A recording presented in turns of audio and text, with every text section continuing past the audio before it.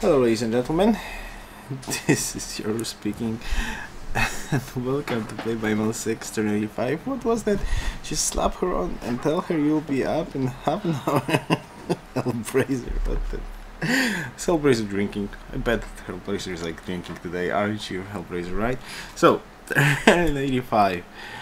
And now...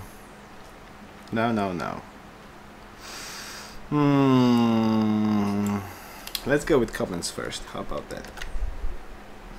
Alright, Dimitro, why do you move Scout back to Byzantium instead of why not to move Warrior there? You would save many turns for Scout then.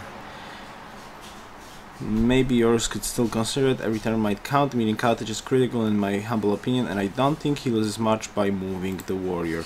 You guys are absolutely correct. I absolutely did not figure that out. And we can do so about those moves. You guys are right. Just forgot about Shuminator chilling in there. Dimitro, if you decide to pick Byzantium religion, try to negotiate with him that he will give you plus the gold number of your cities that follow his religion, so he would not make money on you. Not an option. You can try to argue with him that your cities with his religion will increase pressure on city-states plus Persia. As a result, he will get gold from them very soon. Also, once you go into war at some point, you of course lose this money, but at that time you most likely will have good income, so 12-16 golds would not change anything. There's no such option for such an agreement underway. But about the religion, well, we're at it, about the discussion about religion. I think we've just received some post from our secret ally Byzantines about the religion. Basically, he asked, do we agree to the terms, which means he is not going to boost defense or offense percentage on his religion, but by the cost of that is when we're going to be able to get a missionary, we're going to use the missionary to spread to cities that he's going to choose. I think it's legitimately fair, but most probably he's thinking basically if he's going to buy missionary himself. Basically there is like option that if he's going to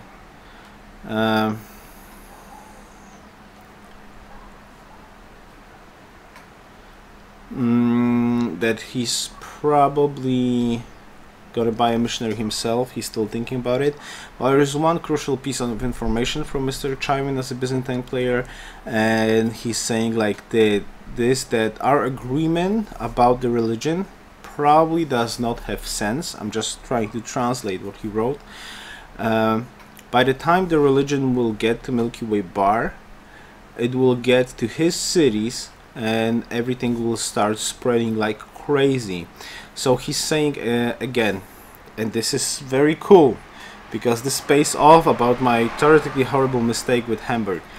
To summarize it, I got Hamburg from you, so as a sign of my gratitude I will give you my religion, and I will promise without any extra conditions that I will not enhance it as a war religion, which means no bonuses offensive or defensive into his religion. So basically we do not need to do anything. We can just adopt his religion. There is no need to buy a missionary or anything like that. This is like the last message I received from him, so considering that, I think the best way to do it for us is actually adopt our religion. We'll not have to buy a missionary, so we'll just start buying the buildings. We're gonna have the production boost and all the good stuff he's gonna get, and the cost for it is just going to give him gold. As well, I believe that Celts and Persia are still waiting for a profit from what he says, so we're racing for a profit in an RNG war, and we're losing badly right now. It's like a third turn we're waiting for a profit. It's even the fourth turn we're waiting for a profit, and the profit has not came in here yet, so even we can't really even get the 100G for conversion, because Persia already also is waiting for a profit, and most probably Celts are waiting for a profit too. So to be fair, I think this religion is really awesome, especially the Druid tradition. Like extra hammers and mosques are really good, plus copper, iron, salt pantheon will allow us to do a lot of stuff. Plus we're tradition, we're gonna be full tradition relatively soon.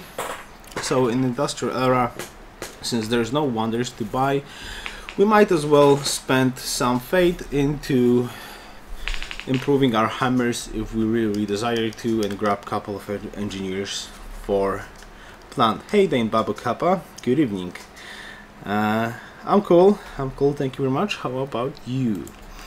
So let's go to the next comments.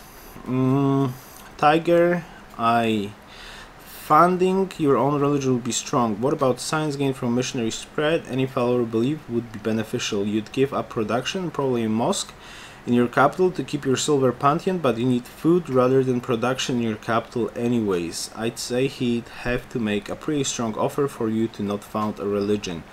Also consider you don't have to found your religion in your capital if you really want the production bonus there.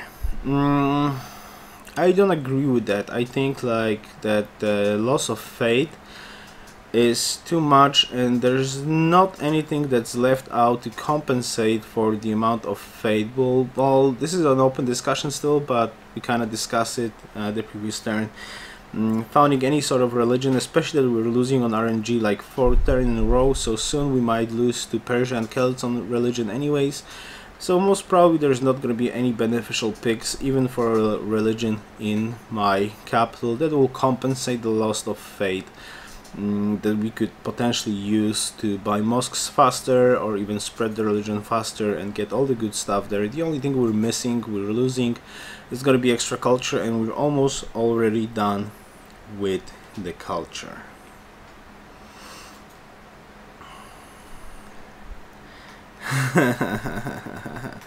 What's up, Biggie? How are you? Okay, next one. Dimitrio, one more comment. By the way, can't you just buy one worker? You would still have money to upgrade 3 archers. Not sure about price and standard speed. Would not you? Your army is going to be quite big anyway. 9 archers and a warrior without navy. That looks really solid. Maybe you can wait with upgrade and buy workers that even 2, unless you want to fight with Persia ASAP.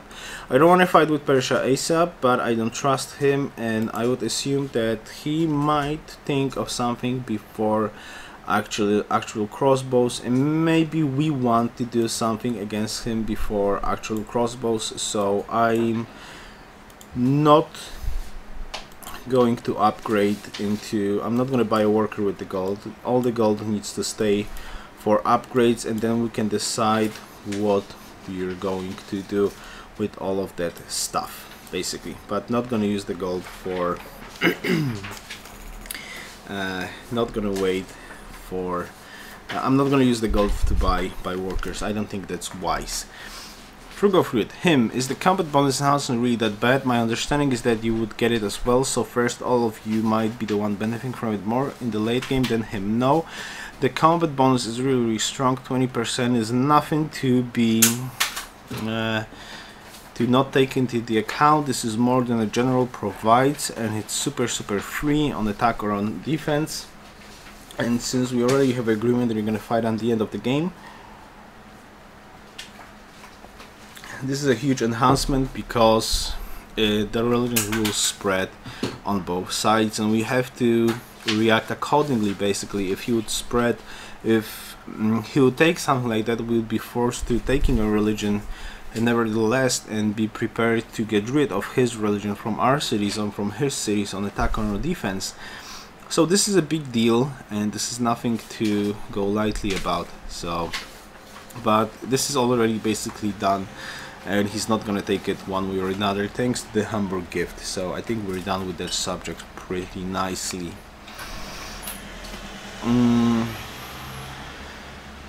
Right, Mark Connolly. I propose that if we want Byzantine religion, we should ask for a gold per turn. With some gold, the angry person negotiates not too angry. After all, we did give him an amazing 4-pop city that would have been more useful in our lands, with a luxury, good tiles, and a natural wonder worth 3 happiness. We take a science penalty that has not been negotiated, and lastly, he steals your religion And what he has done for you, he didn't kill us. Also regarding Milky Way, is it more worthwhile to lose a small number of hammers and food in order to get 4 or 5 food per turn for the rest of the game? Aqueducts in 7 turns, quite sure. Now I want to say it one more time, we're in no position for any strong negotiations. We do not have a position to negotiate anything in a strong way, at least with Byzantine. We're trying to do it with Persia, but with Byzantine we cannot. He has 8 chariot archers and a couple of more units around the place. Unlike I, mind you, chariot archers in score does not have too much army score, so though his army score is not that high, it's still 8 chariot archers. And we have that confirmation from Germany as well, so you haven't lost a single unit attacking Germany. So he's ready to grab us at any given moment, but he decides to not to. And we have an agreement in that with him, and I think it's the best way to do it. But at the same time, we do not have an option yet. If we really want to break that agreement, we do not have an option to do it yet, because we cannot defend against 8 chariot archers. This is flatland, guys. This is super flatland. We only own archers.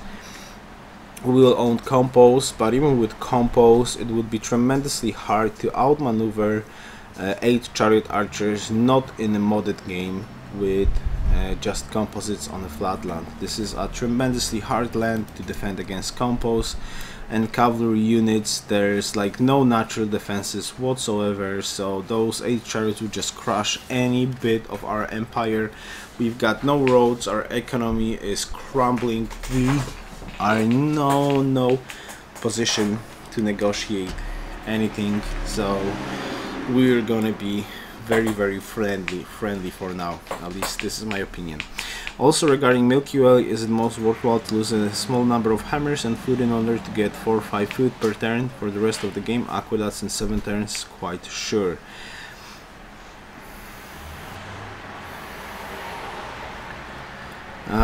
Well, wait a second. Is it worthwhile to lose a small number of hammers? Who is the person in the background? It's my mom. Is it worthwhile to lose a small number of hammers and food in order to get 4 or 5 food per turn for the rest of the game? I don't get this comment, Mark, a little bit. If you could elaborate on the next turn for it a little bit. I assume that you're asking, is it worth to lose, like work the cow instead of a horse, for example, or this to just grow a little bit faster? For now, mommy? What do you mean, a mommy or mommy? I'll praise her. Ludzie mówią ci cześć. Ja też mówię. Cześć, hello. Alright. So I assume that's the meaning of this, and for now I just prefer the hammers for now, so we need to crank out a lot of stuff first, so hammers are much better. Right, and the last comment is, adopting Constantimus is much better than founding something. Production mosques plus whatever enhancement will be is amazing. Yeah, I kinda agree with Pitt on this. I'm like, we can make a stropole if you guys really desire to do so. Give me a shout on next turn. We still don't have a profit, but I think the best course of action, especially with getting the recent information that we don't really have to do anything for the promise that he's not gonna enhance offensive or defensive bonuses. So I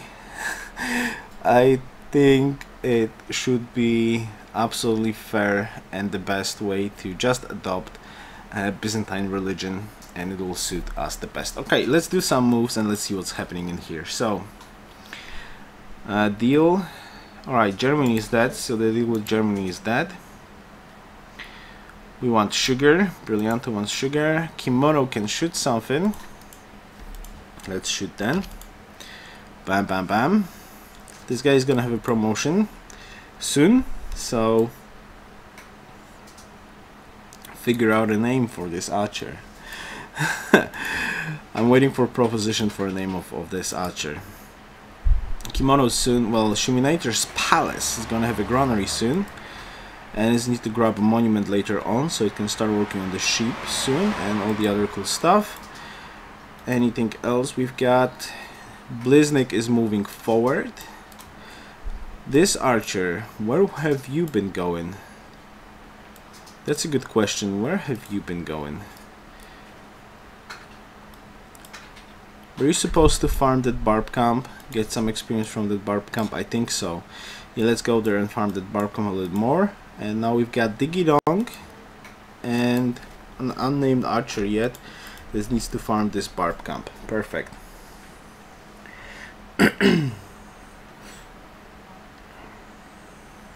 Yeah, I'm almost done, Mr. Hellblazer. And Nick is just gonna go here, also maybe farm this barb camp in here. So we're starting to have a hefty amount of archers. And how many more turns to construction? 3.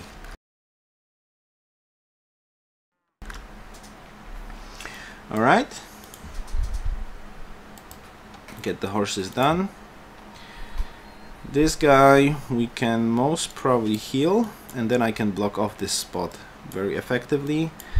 First cargo ship is going, then we need second one, and our capital is gonna grow like crazy very soon. Alright, so I guess that's it for this turn.